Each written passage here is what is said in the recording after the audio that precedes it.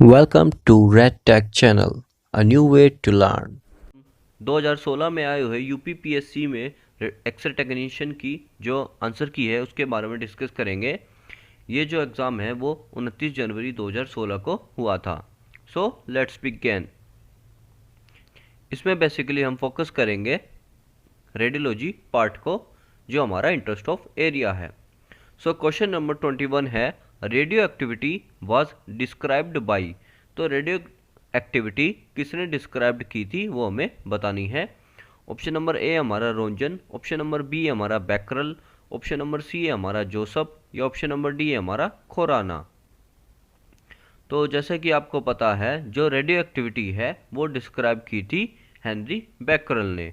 तो right answer है हमारा option number B.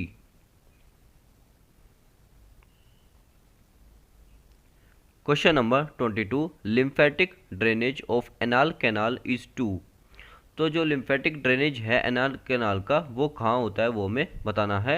Option number A हमारा inguinal lymph node, option number B हमारा external iliac lymph node, option number C हमारा internal iliac lymph node, या option number D हमारा para aortic lymph node.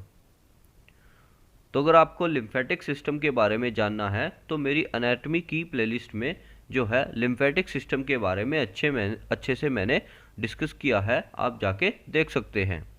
तो जो anal canal का lymphatic drainage है वो हमारा इनग्वाइनल रीजन से होके होता है, यानी कि जो हमारा बिलो एम्ब्लाइकस एरिया, और यू कैन से दैट कि जो हमारा फीमर का जो बेड है या एक तरह से फीमर का एरिया है उससे ऊपर पड़ता है यह एरिया। तो इंग्वाइनल लिम्फ नोड इसका राइट आंसर होगा option number A. Question number 23, what is the main mode of heat transfer in rotating anode X ray tube. तो जो रोटेटिंग एनोड होता है उसमें हीट ट्रांसफर की जो प्रक्रिया है वो किस प्रकार होती है वो हमें बतानी है। ऑप्शन नंबर ए हमारा कंडक्शन, ऑप्शन नंबर बी हमारा कन्वेंशन, ऑप्शन नंबर सी हमारा रेडिएशन, या ऑप्शन नंबर डी है हमारा ऑल ऑफ द अबव। तो जैसे कि आपको पता है जो एक्सरे ट्यूब है उसमें हीट ट्रांसफ़र हमारा जो है रेडिएशन के माध्यम से होता है। तो main mode of heat transfer है हमारा रेडिएशन। तो राइट आंसर है हमारा ऑप्शन नंबर सी, यानी कि रेडिएशन। एक्सरे ट्यूब के बारे में मैंने डेडिकेटेड जो है वीडियो एक अपलोड की है। फुल जो एक्सरे ट्यूब के बारे में इन डिटेल्स आप देख सकते हैं, चैनल पर अवेलेबल है। Question number 24, the plane that divides the body into right and left halves, वह क्या कहलाता है। तो एक प्लेन है जो हमारे शरीर को राइट और लेफ्ट भागों में डिवाइड करता है, उस प्लेन को क्या कहते हैं। ऑप्शन नंबर ए हमारा median sagittal plane, option number B हमारा coronal plane, option number C हमारा एक्सेल प्लेन, या ऑप्शन नंबर डी हमारा मिड एक्सेलरी प्लेन। तो जैसे कि मैंने डिस्कस किया हुआ है, चैनल पर अवेलेबल है वीडियो, एनाटॉमी सेक्शन में आप जाके देख सकते हैं प्लेन्स के बारे में, अगर आपको कोई भी कन्फ्यूजन होती है तो। जो प्लेन हमारा बॉडी को सुपीरियर और इन्फीरियर भागों में बांटता है, हाफ्स में बांटता है, वह हमारा एक्सियल प्लेन कहलाता है। और जो हमारा प्लेन बॉडी को बेसिकली एंटीरियर और पोस्टीरियर रीजन में काटता है वह हमारा कोरोनल प्लेन कहलाता है, और इसमें गिवन है राइट और लेफ्ट का। तो जो प्लेन राइट और लेफ्ट भागों में बांटता है वो हमारा सजाइटल प्लेन कहलाता है, यानी कि राइट आंसर है हमारा option number A, median sagittal plane. Question number 25, half life of cobalt 60 is. तो जैसा कि मैंने प्रीवियस पेपर्स में भी डिस्कस किया है कोबाल्ट 60 की हाफ लाइफ के बारे में, तो आपको यह इम्पोर्टेंट है क्वेश्चन एग्ज़ाम पर्सपेक्टिव से। बार बार ये क्वेश्चन आता है एग्ज़ाम में, काफ़ी जो है फ्रीक्वेंटली पूछा गया है, 2016 में भी पूछा है, 2024 में भी पूछा गया है, तो इसका आपको ध्यान रखने की आवश्यकता है। तो ऑप्शन नंबर ए हमारा 6.26 ईयर, ऑप्शन नंबर बी हमारा 5.67 ईयर, ऑप्शन नंबर सी हमारा 5.26 year, and option number D है हमारा 6.67 ईयर। तो टू बी प्रिसाइज जो हाफ लाइफ है वो हमारी कोबाल्ट 60 की 5.26 ईयर होती है। ऑप्शन नंबर सी इसका राइट आंसर है, 5.26 year. Question number 26, most common histopathology in head and neck carcinoma is. तो हेड और नेक में कौन सा कार्सिनोमा मोस्ट कॉमन होता है वो हमें बताना है।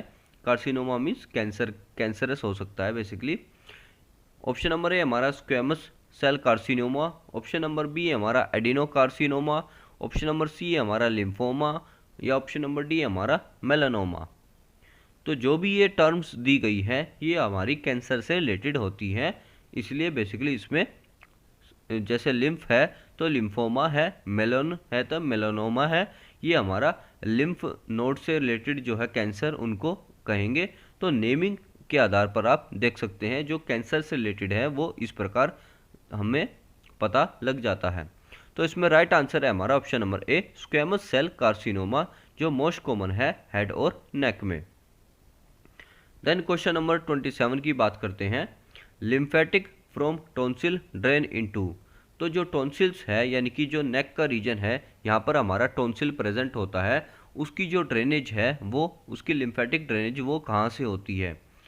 ऑप्शन नंबर ए हमारा mediastinal lymph node, option number B हमारा jugulo digastric lymph node, option number C हमारा submental lymph node, and option number D हमारा lower deep cervical lymph nodes. तो राइट आंसर है हमारा option number B यानी कि जुगलो digastric lymph node.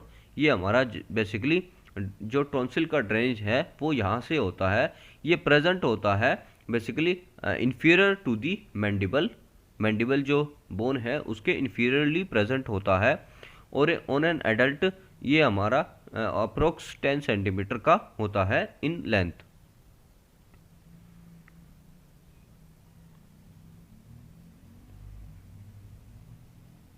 Question number 29, most common histopathology of carcinoma breast is.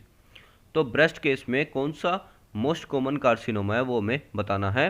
Option number A हमारा adenocarcinoma, option number B हमारा infiltrating duct carcinoma, option number C हमारा lobular carcinoma, या option number D हमारा squamous cell carcinoma. तो squamous cell carcinoma के बारे में आपको पता है कि वो हमारा हेड और नेक में से रिलेटेड है। एडिनो जो है कार्सिनोमा वो हमारा एडिनोइड्स से रिलेटेड होगा जो नेक के एरिया में आता है। तो राइट आंसर होगा हमारा ऑप्शन नंबर बी यानी कि इनफिल्ट्रेटिंग डक्ट कार्सिनोमा इसका राइट आंसर होगा। Question number 30, in which projection is the central X ray या सेंट्रल रे जो है वो इंसिडेंट होती है position aspect and emerging from the, basically इसमें पोस्टीरियर एस्पेक्ट होना चाहिए, and emerges from the anterior aspect of the body, यानी कि कोई भी जो रे है वो पोस्टीरियर से एंटर करती है और एंटीरियर की डायरेक्शन में जो है वो निकल जाती है, तो उसको हम क्या कहेंगे, विच प्रोजेक्शन। तो ऑप्शन नंबर ए हमारा posterior anterior projection, option number B हमारा anterior posterior projection, and option number C हमारा लेटरल प्रोजेक्शन, या ऑप्शन नंबर डी हमारा ऑब्लिक प्रोजेक्शन। तो जैसा कि आपको पता है पोस्टीरियर मतलब मैंने समझाया था पीछे की तरफ और एंटीरियर आगे की तरफ, यानी कि जो रेज है वो पीछे से आगे की तरफ आ रही है तो वह हमारा पोस्टीरियो एंटीरियर प्रोजेक्शन कहलाएगा। तो ऑप्शन नंबर ए इसका राइट आंसर है।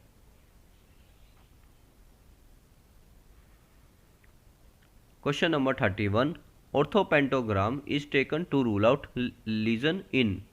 तो ऑर्थोपेंटोग्राम के बारे में पूछा गया कि वो किस लीजन को रूल आउट करने के लिए किया जाता है।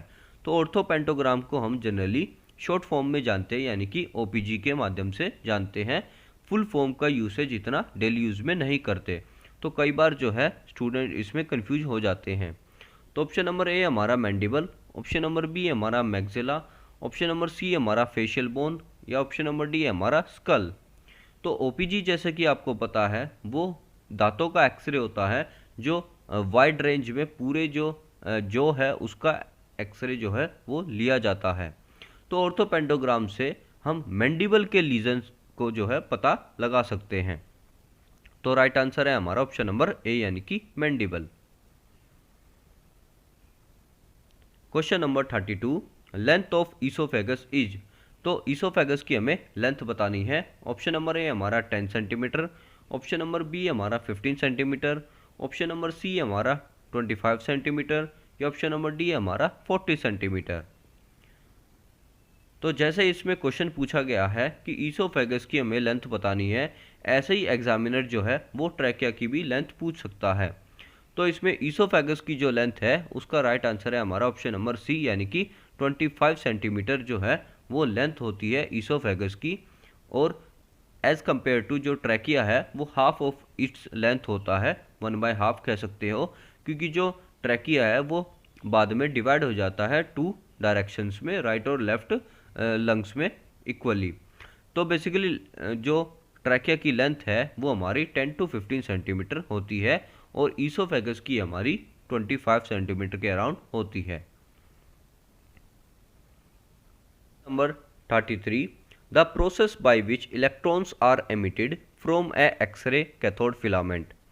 तो किस प्रोसेस के द्वारा एक्सरे कैथोड फिलामेंट से इलेक्ट्रॉन्स एमिट होते हैं। तो ऑप्शन नंबर ए हमारा आयोनाइजेशन, ऑप्शन नंबर बी हमारा photo conduction, option number C हमारा थर्मोलुमिनेसेंस या ऑप्शन नंबर डी हमारा थर्माइनिक एमिशन। तो इसके बारे में मैंने डेडिकेटेड जो है वो वीडियो इसमें चैनल पर अवेलेबल है, आप देख सकते हैं। एक्सरे ट्यूब के बारे में पूरा डिटेल में अच्छे से समझाया गया है। तो एक्सरे जो कैथोड है उससे जो एमिट होती है इलेक्ट्रॉन्स वो हमारा ऑप्शन नंबर डी इसका राइट आंसर है, थर्माइनिक एमिशन प्रोसेस होता है जिसके माध्यम से जो है वो रिलीज होते हैं। तो इस प्रोसेस को हम बेसिकली थर्माइनिक एमिशन कहते हैं। थर्मोलुमिनेसेंस हमारा टीएलडी में यूज़ किया जाता है, या इस वर्डिंग से आप फेमिलियर हैं तो आप टीएलडी की जो है वो वीडियो देख सकते हैं, बेसिक्स फिजिक्स में भी मैंने कवर किया है। Question number 34, superficial X ray therapy include X ray of potential ranging from. तो सुपरफिशियल अगर एक्सरे थेरेपी होती है तो उसमें किस रेंज का जो हमें किलोवोल्ट यूसेज में होता है वो हमें बताना है। ऑप्शन नंबर ए हमारा 5 to 50 kilovolt, option number B हमारा 50 to 150 किलोवोल्ट या ऑप्शन नंबर सी हमारा 100 to 150 किलोवोल्ट या ऑप्शन नंबर डी है हमारा 150 to 300 किलोवोल्ट। तो राइट आंसर है हमारा ऑप्शन नंबर बी, यानी कि 50 to 150 किलोवोल्ट बेसिकली ये रेंज होती है सुपरफिशियल एक्सरे थेरेपी की। Question number 35, PET scan is. तो पेट स्कैन हमें बताना है, यानी कि फुल फॉर्म। ऑप्शन ए हमारा positive emission tomography, option B हमारा positron emission tomography, option C हमारा पल्सटाइल एमिशन टोमोग्राफी या ऑप्शन नंबर डी हमारा नन ऑफ द अबव। तो पेट स्कैन जैसे कि आपको पता है पॉजिट्रॉन एमिशन टोमोग्राफी इसकी फुल फॉर्म होती है। ऑप्शन नंबर बी इसका राइट आंसर है। Question number 36, the bed of stomach is not formed by dash normally. तो जो स्टमक का बेड है, यानी कि स्टमक का जो निचला हिस्सा है वो किसके द्वारा बना नहीं होता या किसके कांटेक्ट में नहीं होता। तो आपको जो है सरफेस एनाटॉमी की भी नॉलेज होनी चाहिए, ये भी एग्जामिनर आपकी नॉलेज को टेस्ट करता है। तो ऑप्शन ए हमारा left kidney, option number B हमारा left supra renal gland, option number C हमारा स्प्लिनिक वेन या ऑप्शन नंबर डी हमारा टेल ऑफ पेनक्रियाज। तो जैसा कि आपको पता है जो स्टमक के अराउंड है वो हमारे सुप्रा रीनल ग्लैंड है, यानी कि सुप्रा रीनल ग्लैंड यानी कि जो किडनी के ऊपर है, स्प्लिनिक वेन जो हमारा स्प्लिन से निकलती है और टेल ऑफ पेनक्रियाज भी है। तो राइट आंसर इसका ऑप्शन नंबर ए है, यानी कि left kidney. Question number 37, unity film speed is. तो यूनिटी फिल्म स्पीड बतानी है वो हमारा है ऑप्शन नंबर 20 का राइट आंसर है रोंचन।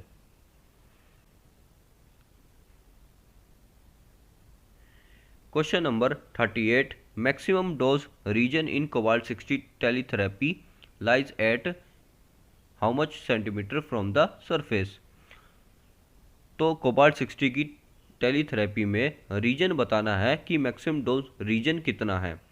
तो ऑप्शन नंबर ए हमारा 0.1 सेंटीमीटर, ऑप्शन नंबर बी हमारा 1 सेंटीमीटर, ऑप्शन नंबर सी हमारा 5 सेंटीमीटर या ऑप्शन नंबर डी हमारा 0.5 सेंटीमीटर। तो राइट आंसर है हमारा ऑप्शन नंबर डी यानी कि 0.5 centimetre. Question number 39, the ability to demonstrate closely placed surface in the subject as separate entities in the image is. तो एक क्लोजली प्लेस्ड स्ट्रक्चर है यानी कि एक स्मॉल स्पेस है, एक छोटा जो एरिया है उसको एक इमेज की फॉर्म में अच्छे से जो है दर्शाना, उसको क्या कहेंगे? तो ऑप्शन नंबर ए हमारा रेजोल्यूशन, ऑप्शन नंबर बी हमारा ब्राइटनेस, ऑप्शन नंबर सी हमारा कंट्रास्ट, या ऑप्शन नंबर डी हमारा नन। तो राइट आंसर है हमारा ऑप्शन नंबर ए यानी कि resolution. Question number 40, in cobalt 60 machine which ray is used for external beam therapy. तो कोबाल्ट 60 की मशीन में कौन सी रे का इस्तेमाल किया जाता है एक्सटर्नल बीम रेडियोथेरेपी के तौर पे? ऑप्शन नंबर ए हमारा alpha ray, option number B हमारा beta ray, option number C हमारा gamma ray, option number D हमारा प्रोटॉन्स। तो as you well know very well कि कोबाल्ट 60 के ऊपर काफ़ी क्वेश्चन आएंगे, तो आपको कोबाल्ट 60 का जो कॉन्सेप्ट है वो आपको क्लियर होना चाहिए। तो राइट आंसर है इसमें ऑप्शन नंबर सी यानी कि गामा रेज। गामा रेज का इस्तेमाल किया जाता है as a external beam radiotherapy. तो ये थे हमारे 20 MCQ। I hope you clear out all the points. So that's all for this video. Do subscribe if you like and thanks for watching. जय हिंद, जय भारत।